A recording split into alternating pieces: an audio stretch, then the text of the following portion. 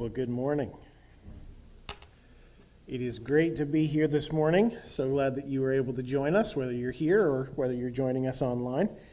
It's a good day to be in the house of the Lord.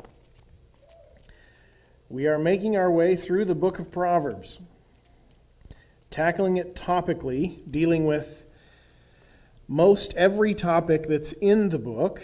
We aren't going to cover every single one of them. There are so many.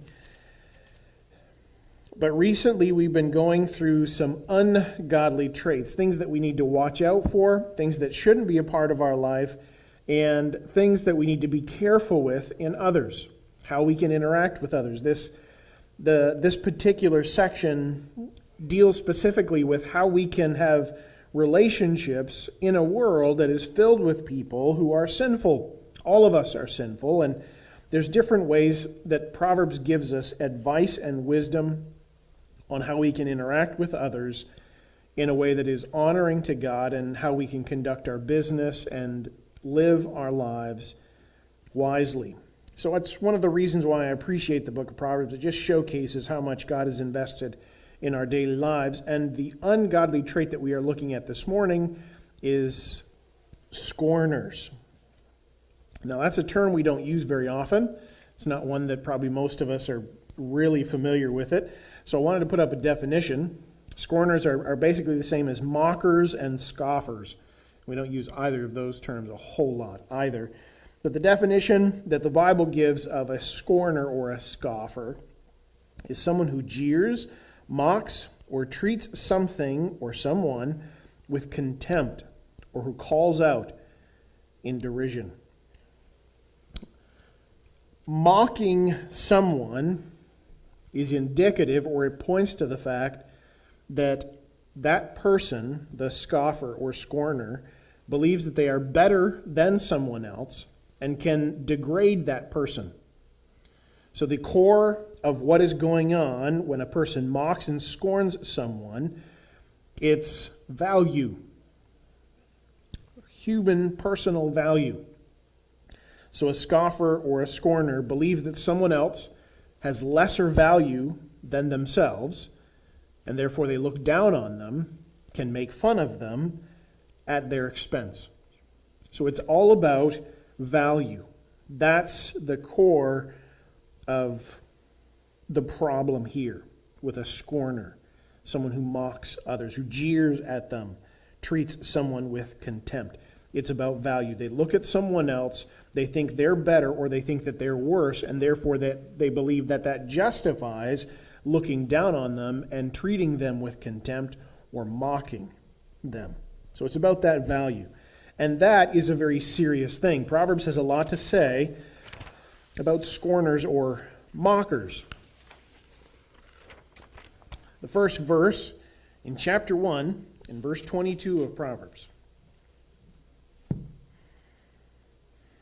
Chapter 1 is kind of the introductory kind of words of the book. And chapter 1 in verse 22 says, "How long, ye simple ones, will you love simplicity, and the scorners delight in their scorning, and fools hate knowledge." In the verse and in this section, wisdom is crying out, wanting these specific groups of people to listen to her and to stop what they're doing. What they're doing isn't going right. What they're doing isn't right. And it's leading down a path that she doesn't think is right. So wisdom cries out and says, how long are you going to do this? How long are you going to continue scorning people, mocking people? It is not wise. And so she cries out. It's not natural. It breaks things. It's not a good thing. So wisdom personified as the Word of God, personified as wisdom, the truth of God, cries out and says, please stop. This is not a good course of action. The next one is in Proverbs 3, 33 and 34.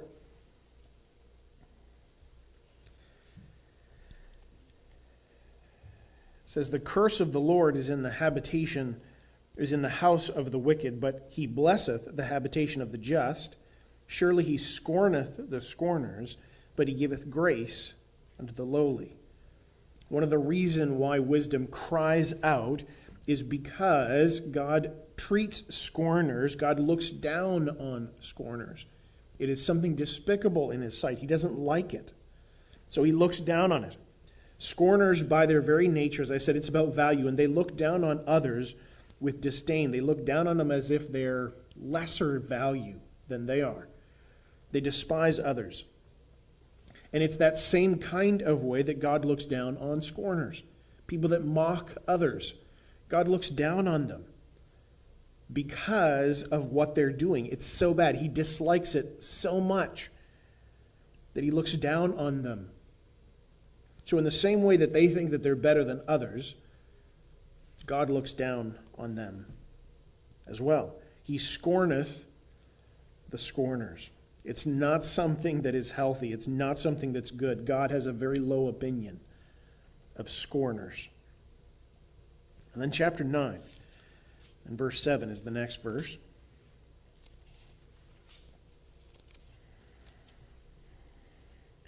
One of the reasons why mocking and scorning others is not good is because it means that there's something broken.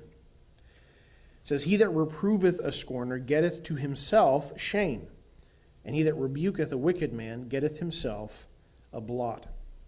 One of the principles that Proverbs brings out is that if a person looks down on others, if they have placed others on a lower tier, if they think of themselves as better than, and they've gotten to the point where they're mocking and scoring and jeering at others, then they have arrived at a point where, as the verse says, they have basically become unteachable. They live on the offensive. They're against everybody. They think of themselves as of such better quality that no one else could possibly speak into their lives and have anything good to say or edifying to say. They're better than others. Therefore, they have no need to change or modify anything that they're doing, and so they can't be taught. So he that reproveth a scorner getteth to himself shame. They're basically unteachable. So when that person tries, it's almost just like hitting your head up against the wall. You're just not going to get anywhere. And it's personally difficult. I read one of the commentaries and it said, "A mocker who is wicked is unteachable. When someone corrects him, he responds in an attitude of hatred by lashing out with insulting verbal abuse." Because a scorner thinks he's better, anyone that tries to change him or them is responded to with hatred and abuse. That's what their reaction is. That's their first reaction. If something happens that they don't like, they respond with verbal abuse because they don't think that they need to change. They're better than everybody else. And that's the idea. That's why scorning, why mocking others is such a dangerous thing, because it's to do with the value. You have placed yourself as of higher moral value than anyone else. And so it's almost impossible to teach someone who has become a mocker, a scorner. The next verse is Proverbs 13:1, and it ties right in with that same idea. Proverbs 13:1, it says, "A wise son heareth his father's instruction, but a scorner heareth not rebuke." Scorners refuse to listen. And it's not just they refuse to listen to someone who is trying to teach them, but they refuse to listen even to those that love them. A wise son listens to what his father has to say, to the instruction that he gives. But a scorner doesn't want to hear any of it. A wise son will listen when his father just wants to help him along and maybe correct a few things and instruct him on how to do something. But a scorner doesn't even want to listen when he's being rebuked because he's consistently and absolutely done something wrong. So scorners refuse to listen. Even when they have done something wrong, they don't even listen to those that love them.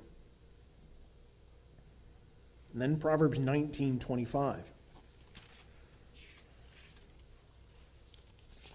It's a rather bleak picture that Proverbs paints of a scorner, of someone who mocks.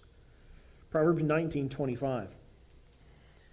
It says, "Smite a scorner, and the simple will beware, and reprove one that hath understanding, and he will understand knowledge."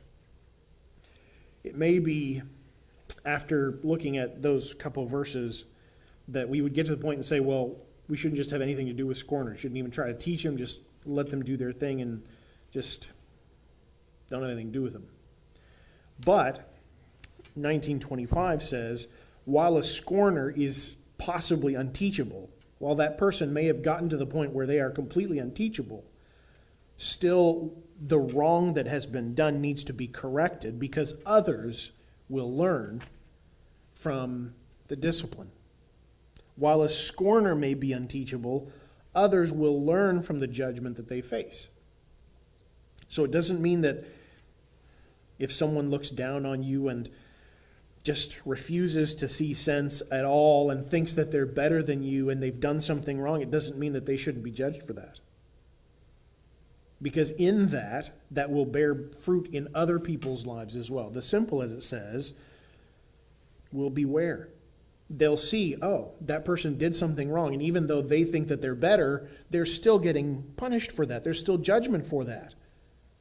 I need to learn. So while a scorner may be unteachable, others will learn from the judgment that they face. On the complete opposite side of that, as Proverbs often does, the last half of that verse is the person who has understanding. And when they're reproved, they know, they learn more, they understand more, they have more knowledge to be able to make better decisions with. It's the complete opposite here. The scorner couldn't care and is unteachable. The person who has understanding takes in whatever instruction has been given, whatever reproof was needed, and learns from that. And then jumping back a number of chapters to chapter 9 and verse 12, we have our next verse here. Chapter 9 and verse 12, it says, "If thou be wise, thou shalt be wise for thyself. But if thou scornest, thou alone shalt bear it."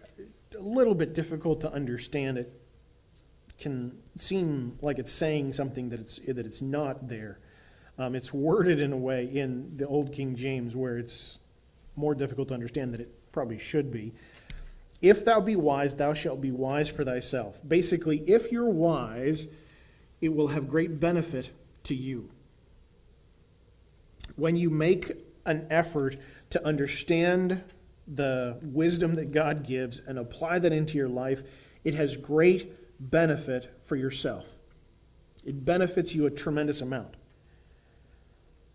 Being wise is a positive thing. Scorning is a very negative thing. So the last half of the verse says, but if thou scorns, if you mock others, thou alone shalt bear it. If you scorn others, you have only yourself to blame for it. No one has pushed you to the point where you need to look down and mock others. You yourself are responsible for how you interact with others. This isn't it's impossible for someone to say, it wouldn't be wrong for someone to say, oh, he grew up in the wrong situation and therefore he's, got trouble with people. He mocks and laughs and jeers at other people and looks down on them. That's just a product of his upraising or something like that. You can't say that. If you look down on others, if you mock them, that is only you. You have yourself to blame, and that's it.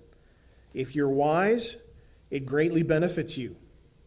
But if you're scorning, there's all kinds of things that happen, negative things that happen, and you have only yourself to blame for that. So that's this verse. It contrasts the two. If you're wise, it's of great benefit. If you're scorning, that's on you. You got to deal with that.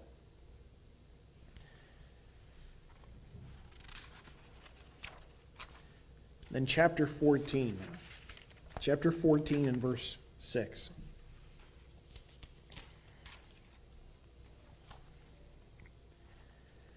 It says, "A scorner seeketh wisdom, and findeth it not. But knowledge is easy unto him that hath understanding." We've looked through this verse and mentioned it before. But mocking others, scorning others, looking down on them, hinders you from finding wisdom. If you think that you are entirely better than other people, if you rank others lower than yourself, if you look down on them and mock them, that creates a stumbling block. It creates a wall for you to find wisdom. Meaning, even if you wanted to make right decisions, if you look down on others, you won't be able to get that wisdom. There are hindrances in place. When you mock and look down on others, it hinders you from finding wisdom. Even if you want to make right decisions, if you look down on others, as long as you mock others, you will not make wise decisions. So if you look at your relationship with other people and you have certain people that you mock or you look down on them and you know that you have trouble thinking of them as equal to you, or you just don't like them and mock them all the time, then you need to understand that the decisions that you're making are all compromised. You need to fix the one problem if you're going to be wise, because those two things don't coexist. You can't look down and mock others and expect to make wise decisions, because they don't work together. In Proverbs 15 and verse 12.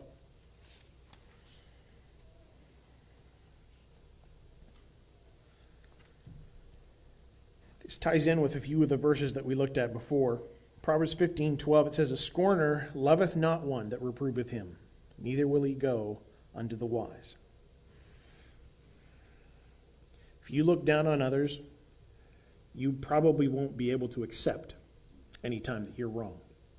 You will not even tolerate the idea that you're wrong. In fact, if somebody points out that you're wrong, you're going to hate them for it. Because your entire world, your self-esteem and everything is built off of the fact that you are better. So if someone points out that you're not, you're going to hate them for it. And that's how mockers, that's how scorners work. It's about value. And when somebody points out, here, in this area, your value is not quite as much. You are wrong, someone else is right, then everything is thrown off, and there's a hatred that comes into that because their whole lives and self-esteem is based on the fact that they believe that they're better. And tied in with that, it says, "Neither will he go unto the wise." He's not going to seek advice because his opinion is obviously right. So he can't accept that he's wrong. They can't accept that they're wrong. And they won't seek advice. And then 19:28, Proverbs 19 and verse 28.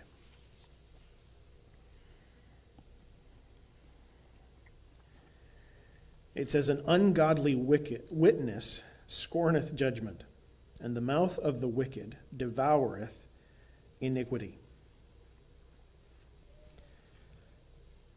What's being talked about is an official testimony here.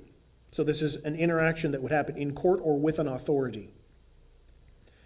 And lying in court or to an official shows that you look down on the law.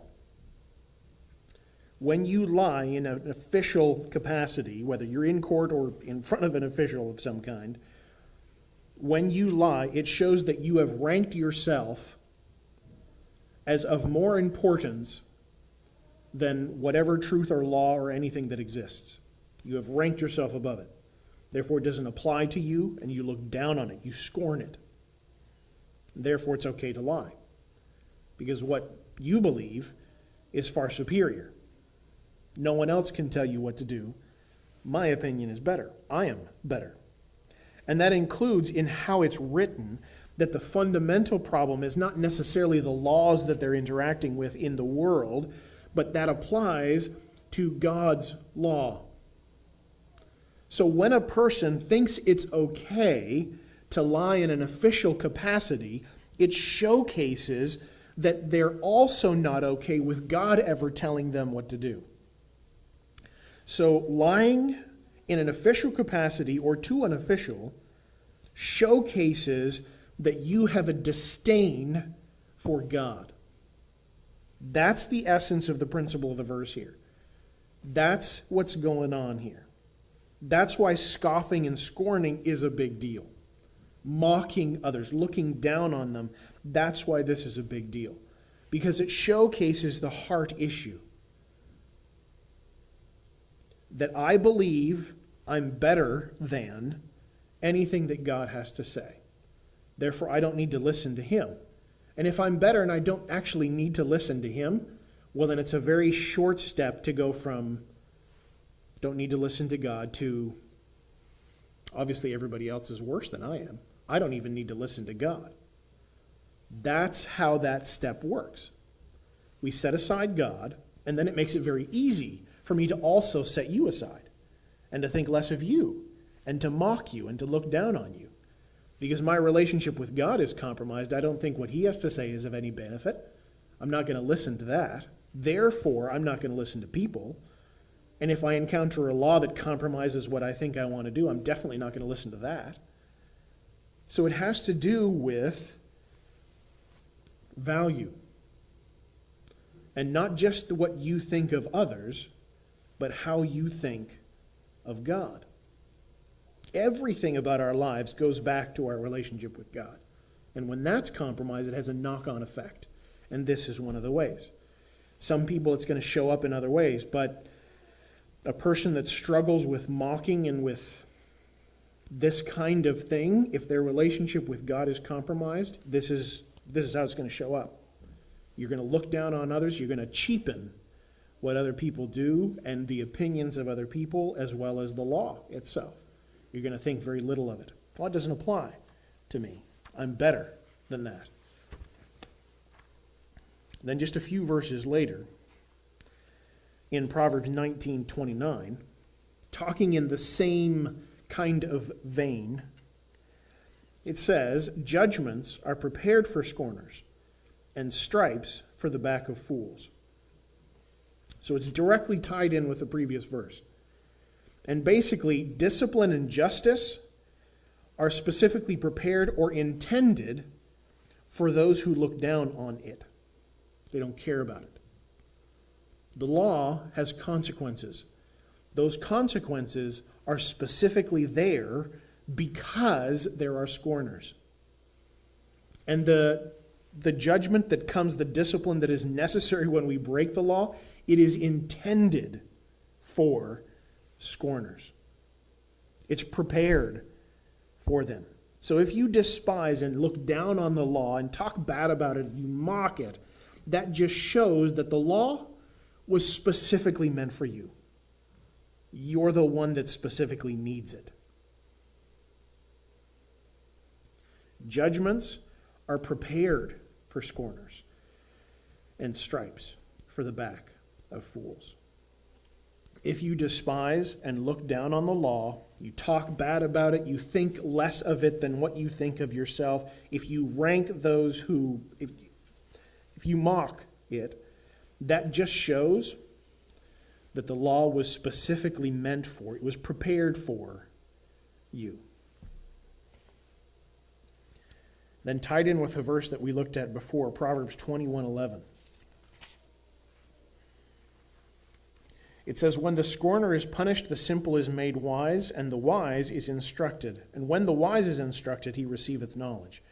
It's so very similar that it might just be a copy, but it's not. It's just the same principles spoken twice in slightly different manner. Discipline and justice have benefits beyond the person being judged. So it's only natural, it's right for a person who scoffs and looks down on something, when they get into trouble, it's only right that that happens because it educates a lot of other people other than just the scorner. They may never learn from the mistake, But there will be others that see that and do learn from it. Discipline and justice have benefits beyond the person being judged. Then Proverbs 22 and verse 10, and we're getting down to the last few here that we'll finish up with today. Proverbs 22 and verse 10, it says, "Cast out the scorner, and contention shall go out. Yea, strife and reproach shall cease." Scorners poison things around them. By their presence and by their actions, they cause trouble. Contention means heated, violent conflict. That's one of the things that will stop if there are no scorners around. Strife, it's a dispute where there is a strong disagreement. That will also stop if there are no scorners around. Reproach, it's rude communication that belittles or offends somebody or something unjustly. Basically, making fun of, belittling someone who doesn't deserve it. That also stops when you throw out the scorners, when you cast them out. By their very presence, they cause problems. Conflict, disagreement, and offense. All three of those things go away when you cast out the scorner. Then our last two verses, Proverbs 24 and verse 9.